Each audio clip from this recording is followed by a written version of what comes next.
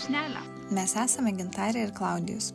2024 metais pamirštame Lietuvos užkampyje Šalčininkų rajone nusipirkome brūzgynais ir žolėmis apaugusį apleistą namelį.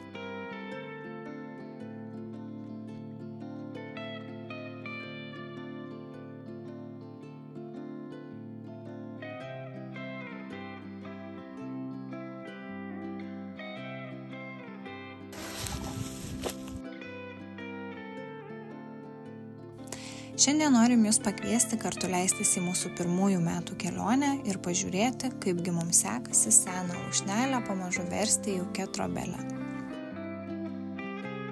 Nors vieną vienkiemį mes jau turime ir jame jaukiai leidžiame vasaras,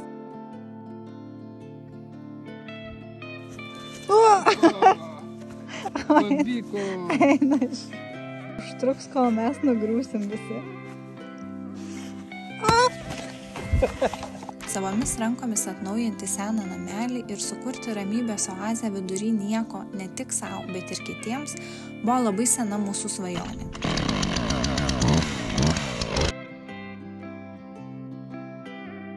Tad suradę šį variantą vos 15 minučių atstumu nuo savo pirmosios trobos priėmėm tai kaip ženklą. Ir nors jau labai intensyviai svarstėm susiorganizuoti savo vestuves, visas turėtas santaupas išleidome lūšnelį.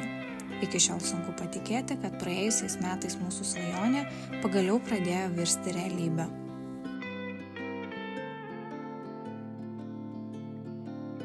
Namelį bent kelis kartus apžiūrėjome prieš pirkdami. Labiausiai mane pakerėjo tos autentiškos gonkelės, pakankamai dideli mediniai langai ir vidury pievos augantys senoviniai jurginai. Juos beje, Klaudijus vėliau nupjovė. Sakykim, kad netyčia. Tai labai tikiuosi, kad dar ataugs. Įvertinome ir labai paprastus privalumus. Didelį beveik 3 hektarų žemės sklypą, atvestą elektrą, iškastą šulinį. Iš pirmos pažiūros rąstai irgi netrodė visai suvargę. Nors, tiesą sakant, nelabai žinau, kaip mes juos įvertinom, kai viskas buvo paslėpta po tinku ir lentelė. Buvo padarus privažiavimas, o visai šalia lūšnelės ir miškas. Kogi daugiau gali reikėti? Kad mišką iki mums nusiperkant iškirs ir su sunkiaja technika sugadins mūsų kelią, tada dar nežinojome.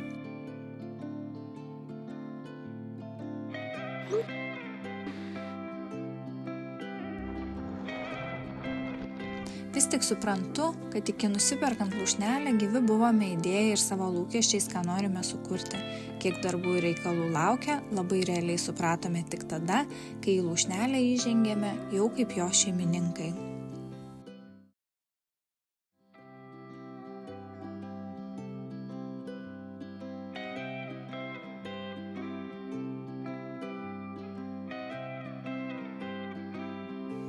Lūšnelės raktus, o tiksliau tokį seną raktą pasiėmėme 2024 sausį.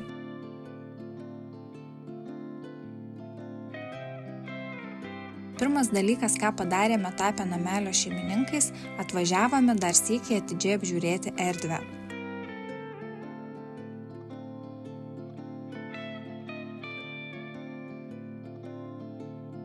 Lūšnelėje buvo palikta įvairių senų baldų. Dauguma jų, švelniai tariant, nekokios išvaizdos ir kondicijos.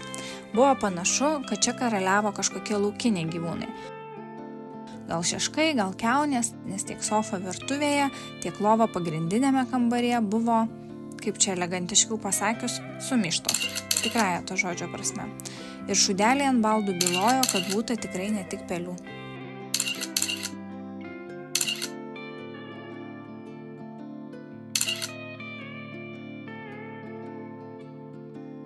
Buvo kiauras ir lūšnelės stogas, tad kai kurių sienų situacija labai prasta.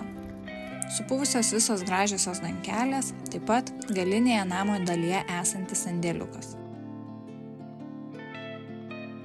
Dėl kiauro stogo vanduo bėgo ant senos krosnies didžiajame namo kambaryje, tad už krosnies siena taip pat buvo stipriai supuvusi. Visą turą po mūsų lūšnelę ir jos pirminį vaizdą galite pažiūrėti mūsų pirmoje vlogo serijoje, nuoroda ekrano viršuje ir šio video aprašyme. Į darbus kibome pačioje vasario pradžioje. Pirmiausiai, žinoma, reikėjo atsikratyti senienų, kurių neketinome saugoti. Tų apdergtų lovų, seno supelijusio kilimo, senos dujinės viryklės, senos biuro kėdės ir panašiai. Daug įvairių šiukšlių butelių mėtėsi prie trobos ir kieme. Visą tai išnešėm į tą šlapę, ant garbės žodžio besilaikantį sandėliuką. Kai ką pasilikome? Veidrodžio spintelę, seną komodą, kelias medinės kėdes. Jas ateityje galvoju atnaujinti. Taip pat pasilikome ir viduje buvusią milžinišką spintą. Dar nežinau, ką su ją reikės daryti ir kiek ji iš tiesų vertinga. Dar buvo visokių įrankių, puodelių, tai irgi klaustukas, kur juos dabar dėti.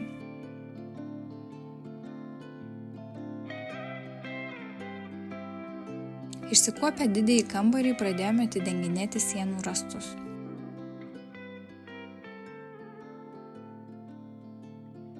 Visas kambarys buvo išklijuotas tapetais, paeis molio tinkas ir tokios medinės grotelės, kurios buvo dedamos tam, kad tinkas laikytųsi. Visą tai teko nuardyti. Nuo vienos vlogo žiūrovės tada net gavome velnių, kam tokias vertingas sienas gadiname. Ir man buvo įstabus tas molio tinkas.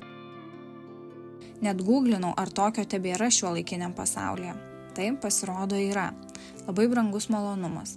Bet neturėjom kitos išeities, tik viską nuimti nuo sienų, nes tam, kad pamatytume tikrąją situaciją ir žinotume, ką tiksliai taisyti, turėjome prieiti prie rąstų.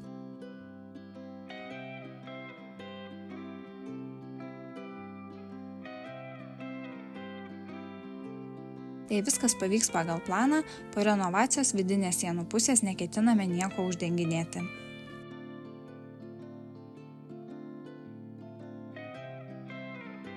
Ta patį padarėme ir virtuvėje. Ten darbas vyko šiek tiek sparčiau, nes sienos buvo uždengtos tik kartoninėmis plokštėmis.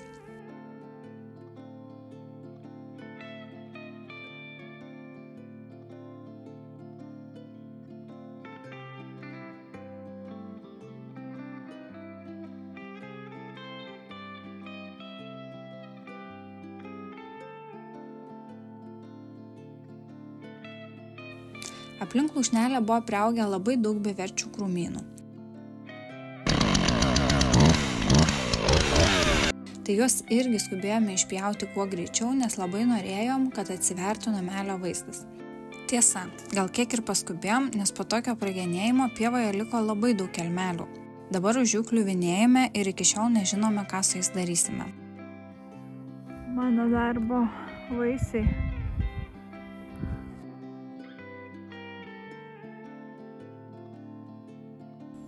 Pavasarį pradėjome krosnies didžiajame kambaryje išardymu.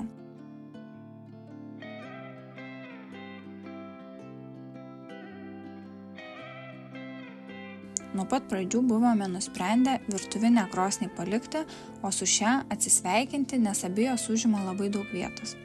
Visgi namelis vos 40 kvadratų. Kaip galvojate, kris kaminas ar ne? Bet galbūt ateityje šioje vietoje suplanuosime kokią mažesnę krosnelę.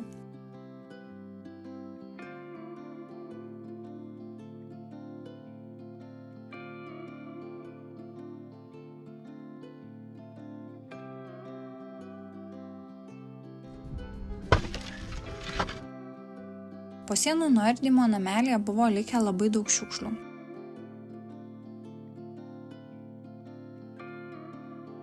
Molinį tinką su tapetų likučiai sukrovėme į maišus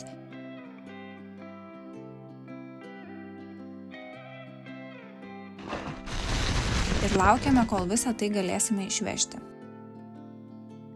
Tam reikėjo, kad pradžiūtų kelias, nes prieš tai jau buvom ne juokais užklimpę. Kai kurie mūsų sekėjai siūlė visus tos reikalus nuo sienų pilti ant kelio, nesgi molio tinkas ir viskas yra natūralu. Mes irgi iš pradžių turėjom tokią mintį, bet to nedarėme dėl dviejų dalykų. Visų pirma, nenorėjom šiukšlinti, nes statybinės atliekos buvo su tapetų likučiais, o visų antra, kelias buvo ir taip stipriai pažliugęs, tad supylus molį, po stipresnio lietaus situacija galėjo tik dar labiau pablogėti. Kai šiukšlę sudėjom į maišus, jų gavosi labai daug, maždaug 0,5 tonos. Ir dar daug medinių pagaliukų. Juos sėkmingai panaudojame prakurom savo pirmajame vienkiemyje. Realiai, kol pradžius kelias taip ir nesulaukėme. Klaudija šiukšlę sukrovė į mašiną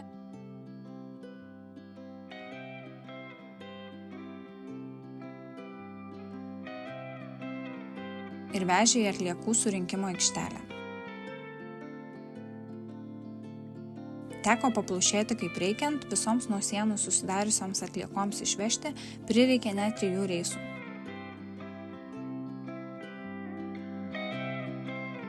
Tik važiavo ne keliu, o dirbamų lauku. Kažkas jau buvo padaręs neblogas vėžes, tai tiesiog pasinaudojom. Kai plius minus apsitvarkėme pirmąjį namo aukštą, rankos priėjo prie palėpės. Ten irgi būta visokių rakandų, knygų, batų. Iš ten jau nieko nesaugojome ir viską metėme lauk.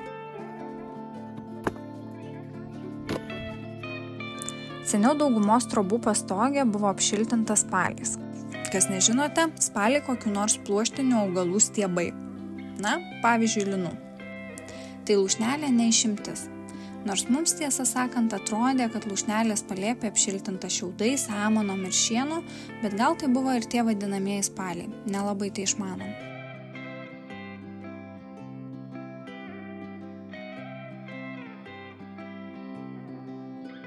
Bet kokiu atveju viską gavom išmėžti, nes spaliais namų dabar jau niekas nebešiltina. Nors ir skamba labai gamtiškai, bet per kelerius metus jie sukrisdavo ir šilumą jau saugodavo prastai. O be to, juose prisiveisdavo ir daug gyvasties – kirminukų, vabaliukų ir taip toliau.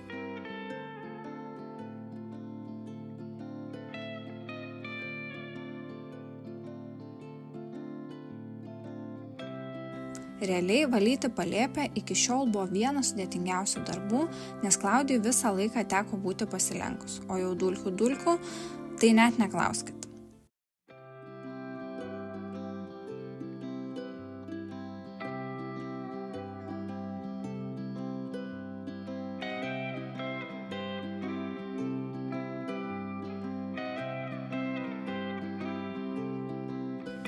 Kai palėpė buvo ištuštinta, visą tą prie trobos sumestą gėrį supylėme tokiau kompostavimą.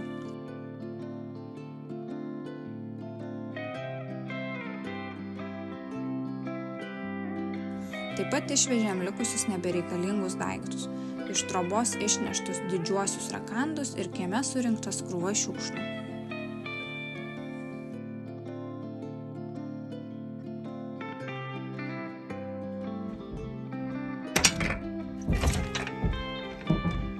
Lūšnelėje žolė buvo labai pavargusi, net ir pavasarį atrodė parudavusi, augo vangiai, kadangi iki tol daug metų aplink trobą matyt buvo nepjaunama. Kaip sakė Klaudijaus tėtis, tokią žolę reikia pjauti skustinom. Tai yra, kuo trumpiau, nes tuomet jį greičiau atsigauna.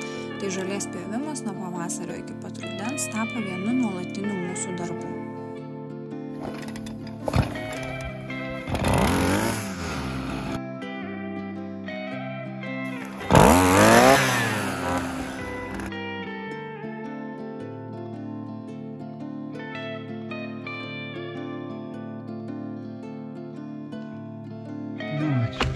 Balkių nėra.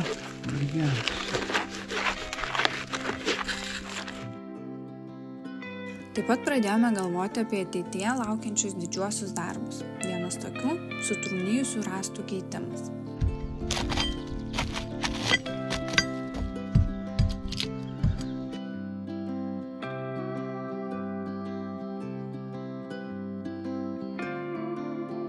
Klaudijus Šalčininkuose aptiko parduodamą išrinktą kitą trobą. Tokią panaudotą medieną nusipirkome už 500 eurų. Aišku, dalis jos irgi sutrūnijusi, bet vieną trobelę iš kelių sukonstruoti turėtų pavykti. Kitas iššūkis buvo, kaip tą medieną parsivežti. Sužinojom, kad šiandieniniai milžiniško užimtumo visuomeniai susiorganizuoti talką yra sunkiai įmanoma misija. Na, bent jau mūsų rate tai pasirodė. Bet aišku, kaip visada, nėra to blogo, kas neišeitų į gerą. Nusisamdėme fiskarą. Po to Klaudijus tokiu sprendimu labai džiaugiasi, nes ir laiko ir jėgų prasme krauti rankomis būtų buvusi labai sudėtinga užduotis. Turėjome lūkestį, kad visus atvežtus rąstus iškraus taip pat tvarkingai kaip ir su trobą. Bet praktika pasirodo yra kitokia. Viską tiesiog išvertė kieme ir tiek. Norėjome tuos rąstus susirūšiuoti, atskirti blogus nuo gerų, trumpus nuo ilgų, bet greitai paaiškėjo, kad nelabai aš juos ir be pakeliu. Tai Klaudijus rąstus tiesiog uždengė nuo lietaus ir palikome taip, kaip yra.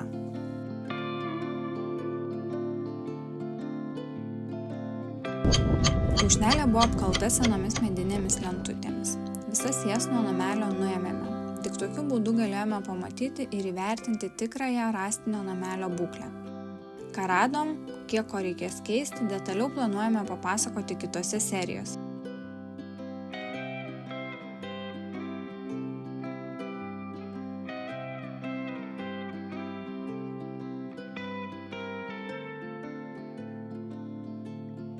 Apdailos nuėmimas buvo vienas ryškiausiai pasimačiusių pokyčių šiais metais, nes vaizdas iš karto pasikeitė.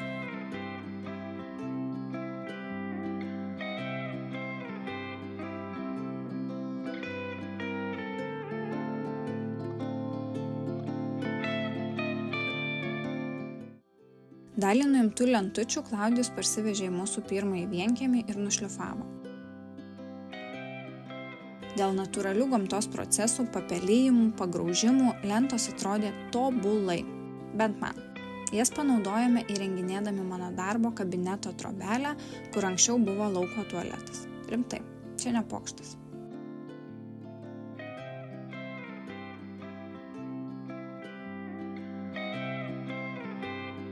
Pamenate tą suvargusį sandėliuką, į kurį krovėme visus iš lūšnelės išneštus daiktus? Jis buvo viena silpniausių namo vietų. Buvo, nes sandėliuką baigiantis vasarai nugrovėme. Nebėra rakandų, nebereikia ir sandėliuko. Iš tiesų, tai jis laikėsi absoliučiai ant garbės žodžio. Nu, čia toks vaizdas, kad su apdaila gali ir visą sieną nusimti.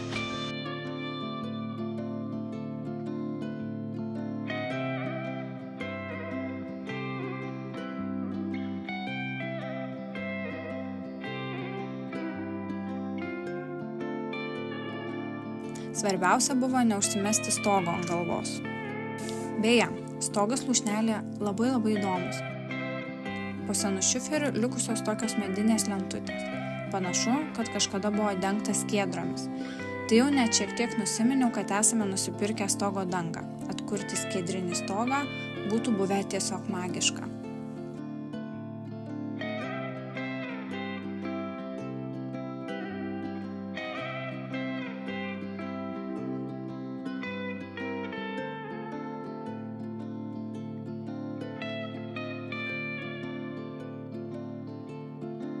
Dar viena liūdnai pagarsėjusi namo vieta buvo gonkelis. Nepaisant to, kad tai buvo autentiškiausia lūšnelės dalis, nuo pat pradžių, kai nusipirkome namelį, matėme, kad jas reikės perstatyti iš naujo. Klaudijus įsijautęs į sandėliuko griovimą, nugriovė ir gonkeles. Užmeskite akį, bet apie tai daugiau papasakosime naujose vlogo serijose.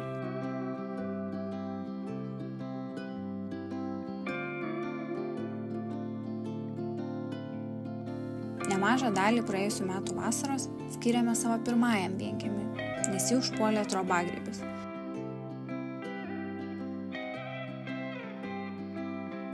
Rudenį šios darbus tęsėme, tad lūšnelei dėmesio ir laiku teko dalintis su kita mūsų troba. Plačiau dabar nesiplėsiu, apie tai daugiau pasakojame ankstesnėse vlogo serijose, nuorodas rasite aprašyme.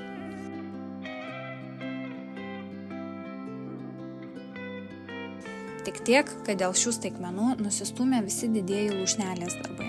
Pamato tvarkysi, nei rąstus keisi, kai lauke šalta ir drėgna. Tad rudenį pamažu toliau tvarkėmės aplinką. Genėjome senus pavargusius medžius, Klaudijus ir vėl pjovė žolę, lapkritį, įsivaizduojat? Nei matyta, nei girdėta. O taip pat nulupome kartoninės plokštės nuo lūšnelės lubų. Ir nors aplinką dar tvarkyti, dar ir šiukšlių užkastų, ir brūzgynų, ir ko tik nori, galiu jums pasakyti vieną. Eina sau, kaip kiemas per metus pagražėjo. Ir lūšnelės atnaujina.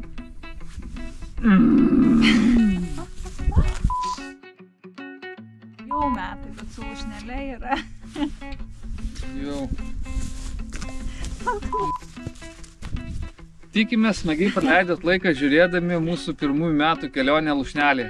apie laiką aš visada sakau jau metai, bet su lūšnele yra toks keistas jausmas ir noriu sakyti, ar dar tik metai? Atrodo, kad kitaip jau net ir nebuvo ir tiesą sakant nelabai bepamenu mūsų gyvenimo be lūšnelės. Na, o nuo šiol kviečiame jūs ne tik sekti mūsų nuotykius, bet ir prisidėti prie lūšnelės virtimo trobelę. Ta galite padaryti labai paprastai, paspausdami ačiū mygtuką prie bet kurios jums patikusios mūsų vlogo serijos arba tapdami mūsų patreonais. Nuorodą pridėsime šitos serijos aprašyme. Visus pinigus panaudosime turinio kūrimui ir lūšnelės atnaujinimui. Ir būtinai nepamirškit paspausti like ir subscribe, kad pirmieji sužinotumėt, kada išeis nauja serija. O ten tikrai bus įdomu. Daug nuotykių. Iki!